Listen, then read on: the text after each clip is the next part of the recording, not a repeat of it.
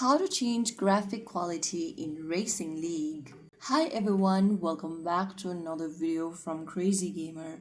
To change the graphic quality in Racing League, first of all launch open the game on your device, and once you're inside this main menu, go ahead and click on settings on the right corner. After you're inside this settings menu, tap on the drop down right next to quality. Now in the pop-up, select the quality type you'd like to change to.